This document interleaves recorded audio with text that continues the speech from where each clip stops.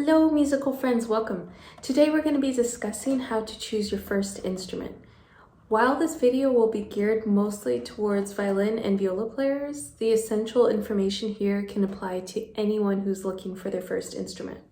But first, if you're new here, my name is Deanna. I'm a professional violin and viola player, and I help aspiring violinists and violas to improve their skills and reach the next level in their musicianship. So, if that sounds interesting to you, then stick around. Hit all the buttons, subscribe, like, share, and last but not least, the notification bell so that you don't miss any new videos as they come out.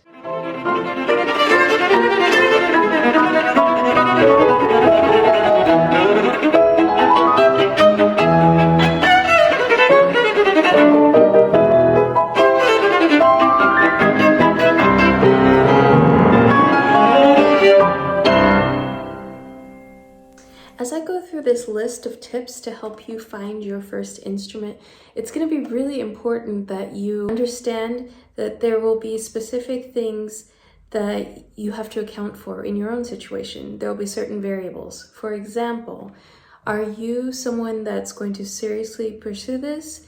Are you already sure of that? Or are you just testing the waters out and you're not sure if you're going to continue?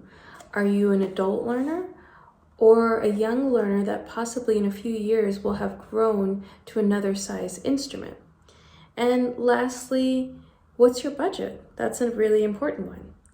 So we're going to actually start off talking about the budget. It's so important that you understand what your budget is and that you've decided on the maximum amount that you're able to spend before you start searching. Here, I really want to caution you to avoid buying just the cheapest instrument you can find.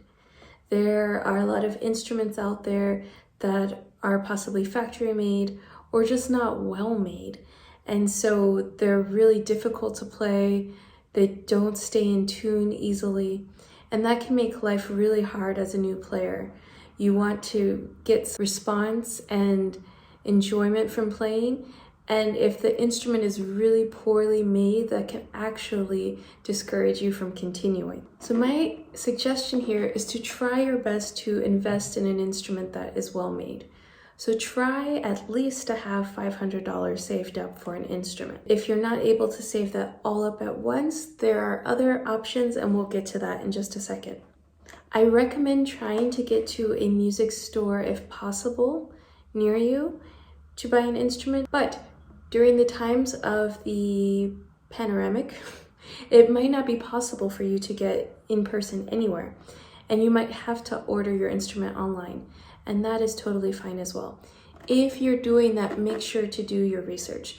Read the reviews, look up the company or maker that you're going to be buying from, and see if there's any information that you can find out beforehand. Also be aware that if you order an instrument online, that it might come with some assembly required.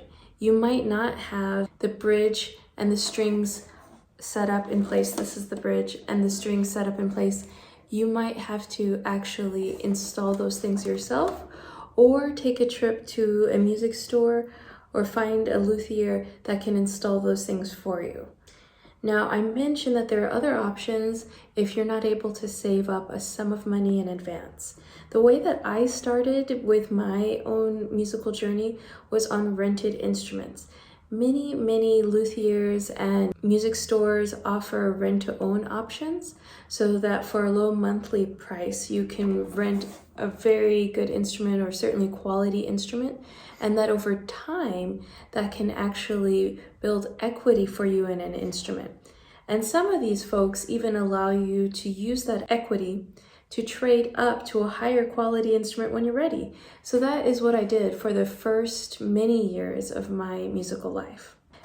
The next bit of advice I want to give is for people that are buying instruments from someone they don't know. Possibly they're buying something off of Craigslist or some kind of website, someone they have found through some means. They're trusting that person and hoping that they're selling them a good instrument.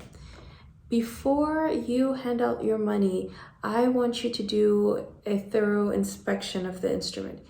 And let's talk about what you're going to be looking for. First, try inspecting the instrument. Notice if you see any cracks anywhere, if you see any holes or really big gouges or scratches. That's cause for concern.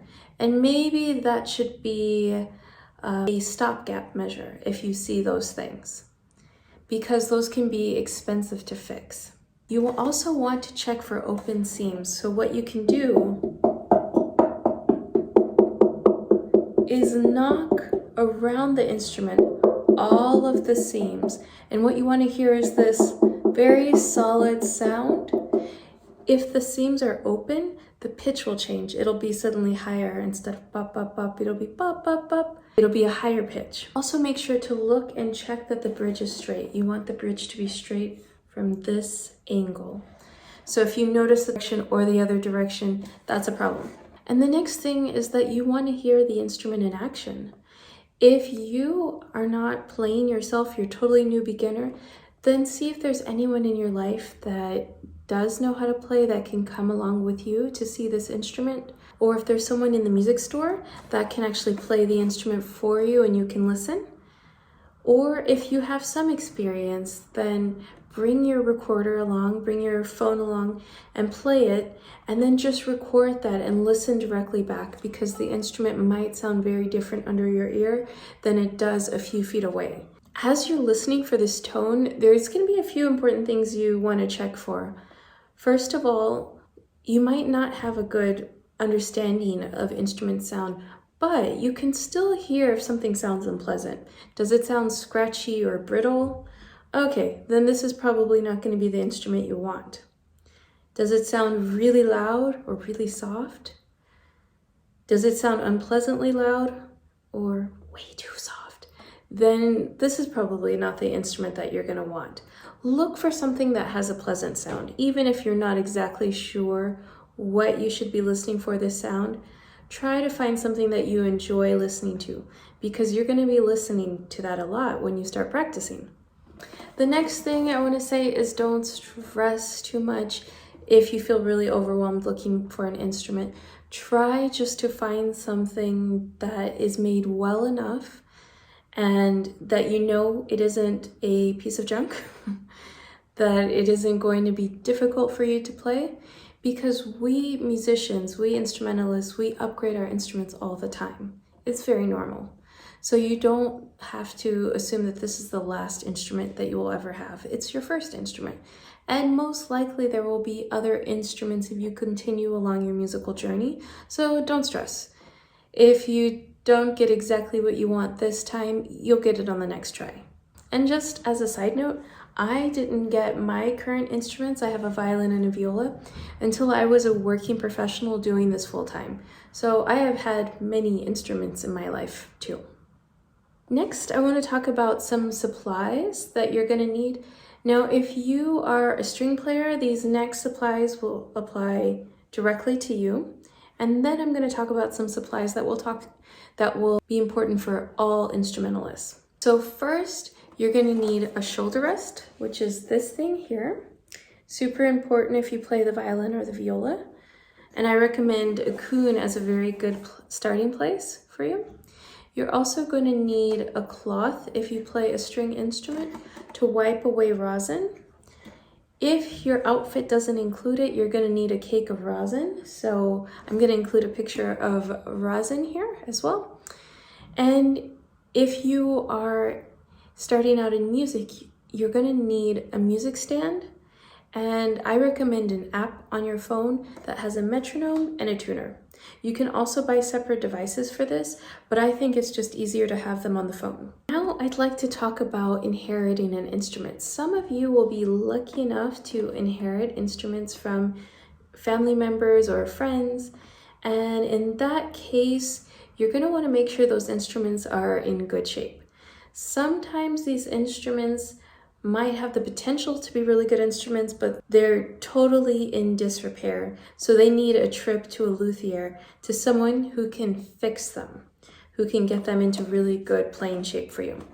So it's going to be really important that if you get an instrument like that, that you take it to someone who can look at the instrument and tell you, okay, The strings here are totally gone. They're totally dead. You need new strings. You need a rehair on the bow. There might be some repairs that are necessary when you start playing that inherited instrument.